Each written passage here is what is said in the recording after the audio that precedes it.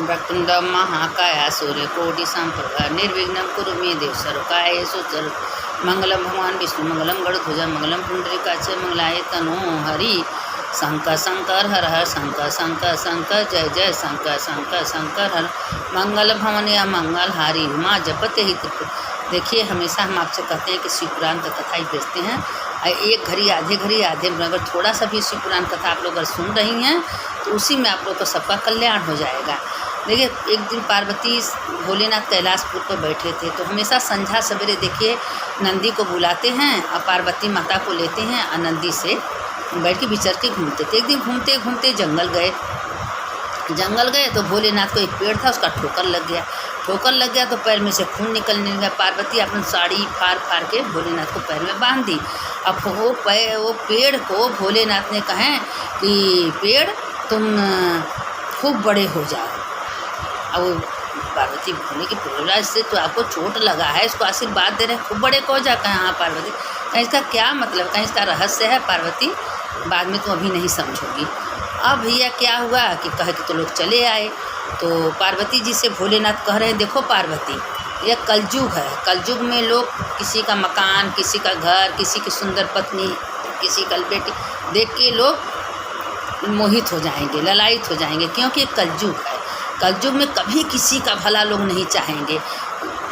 एक जंगल में 7 कुआं था, 7 कुआं में से एक कुआं 7 कुआं को भर दिया और 7 मिलकर कुआं को नहीं भर पाए।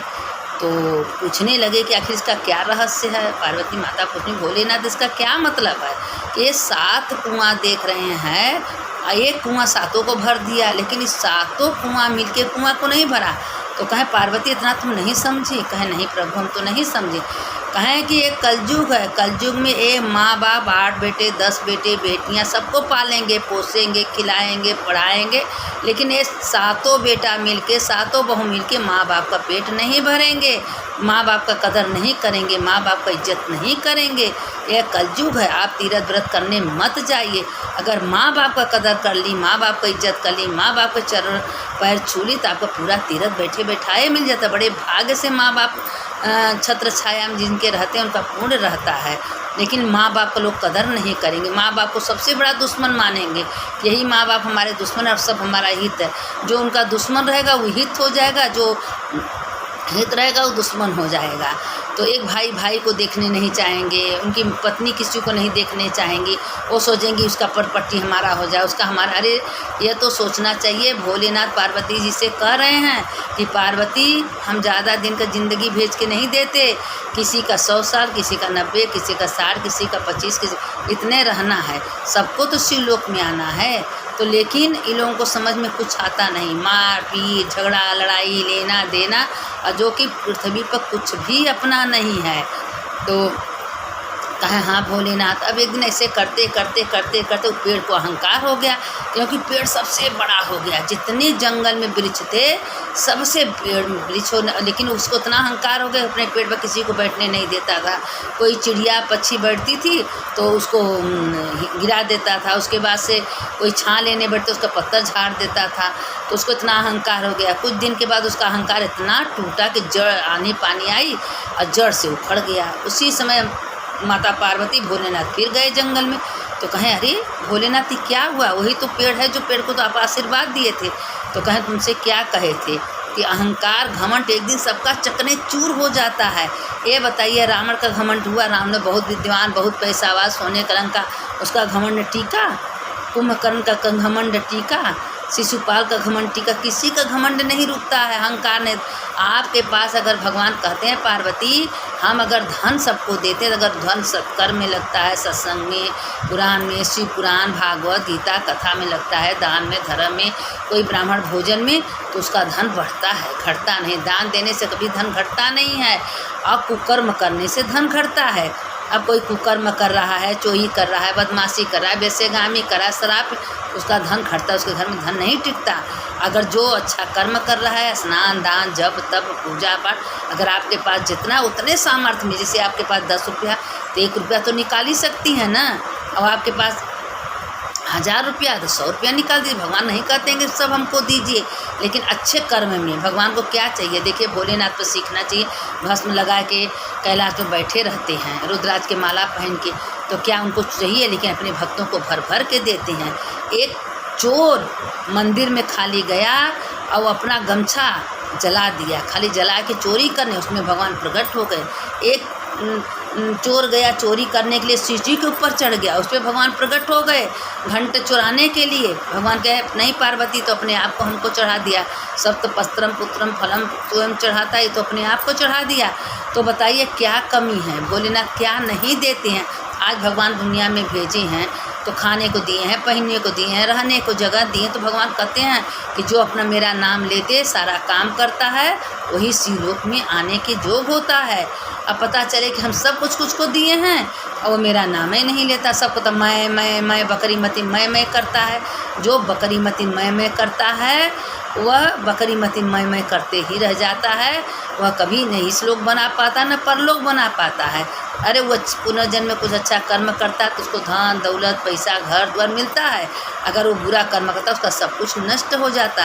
अहंकार सबका टूट जाए। मंदिर में जाइए अहंकार लेके मत जाइए, भगवान के सामने सिर झुकाइए, कहिए हे भोलेनाथ आपका बहुत बहुत धन्यवाद, करोड़ बार धन्यवाद। आपने हमको बुला लिए, आप हमको चलने की शक्ति दिए, तब हम मंदिर तक आए हैं।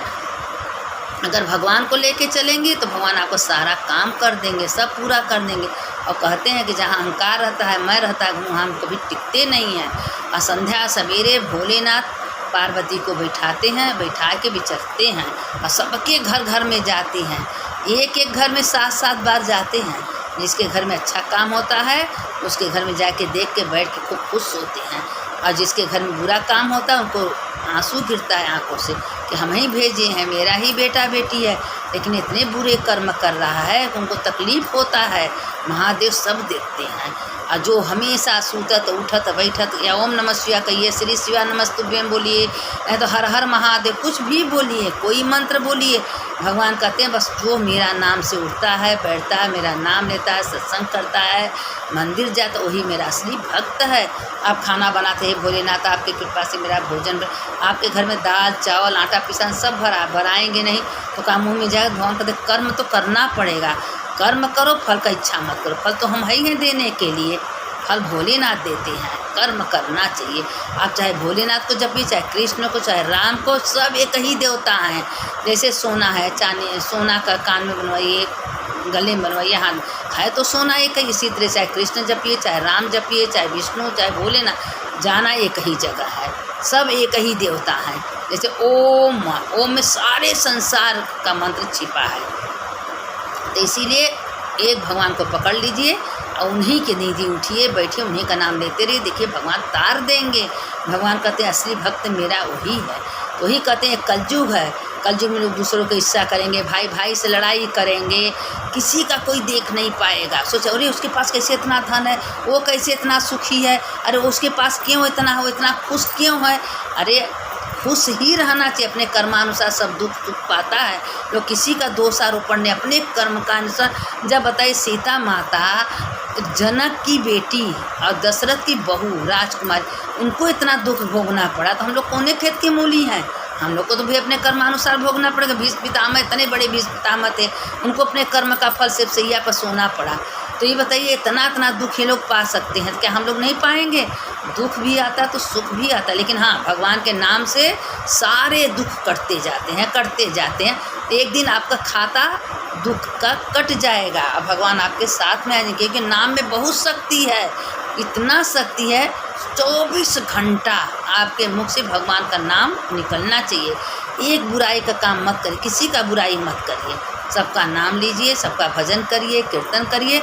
इसीलिए देखिए शिव पुराण हम शाम को पढ़ के आप लोग को शिव पुराण में का भेजते हैं कि आप लोग एक घड़ी आधे में थोड़ा सा भी सुन रही हैं तो आपका भी कल्याण होगा। सुनाने वाला का तो होता है, सुनने वाला के भी कल्याण होता है। क्योंकि शिव पुराण एक घड़ी का कथा सुनने से, जिसके घर में शिव पुराण रहता है, जो शिव पुराण पढ़ता है, शिव स्वयं उसके हृदय आत्मा में विराजमान रहते हैं। कहते हैं कि उसके घर में हम स्वयं पार्वती को लेकर विराजमान रहते हैं, क्योंकि शंकर में पार्वती तो है ही हैं। जो नीचे हाथ है पार्वती माता हैं, ऊपर शंकर जी हैं।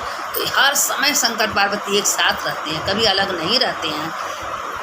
ऐसे सोते उठते बैठते जागते भगवान का हमेशा धन्यवाद है। भगवान आपको बहुत बहुत धन्यवाद, आपके कृपा से सारा काम हो रहा है, आपकी कृपा से ये काम हुआ है। और जिसके माँ बाप हैं उसको सोचिए कि करोड़ करोड़ का भाग्यशाली है, क्योंकि उसका तीर्थ तो घर में है।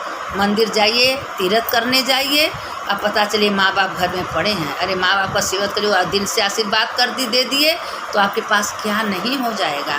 तो माँ बाप तो सबसे बड़े तीर्थ हैं। तो जो माँ बाप का कदर करता है, इज्जत करता है, वो सबसे भगवान को प्यारा रहता है। सारे नदियाँ, जितनी नदियाँ संसार में गंगा नदियाँ बहती हैं, सब समुद्र में मिलती हैं, समुद्र से ही मिल जाती हैं।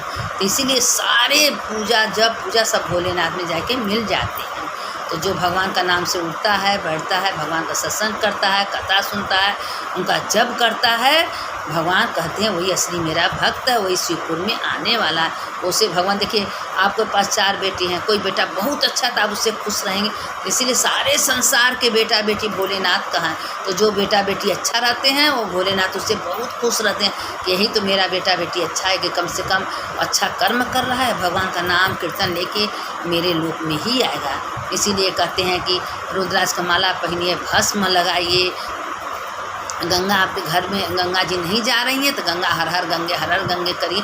जो इसको करता है उसका समस्त प्रदेश सब पुरियाँ हैं, अयोध्या, मथुरा, माया, काशी, कांची, अवंतिका, पुरी, द्वारावती, सत्या, मोक्ष, 7 पुरी हैं। ये 7 पुरी में एक पुरी में अगर कोई वास करता है समझा शिवलोक में वास करता है। ये 7 पुरी भगवान को बहुत प्रिय है।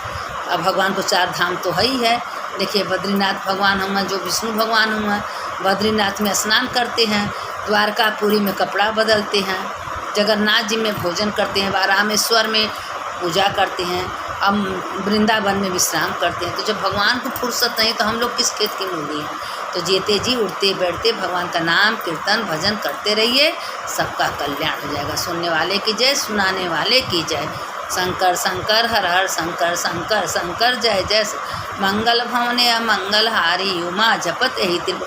हर हर महादेव शंभो काशी विश्वनाथ गंगे, माता पार्वती संगे। हर हर महादेव शंभो काशी विश्वनाथ गंगे, माता पार्वती।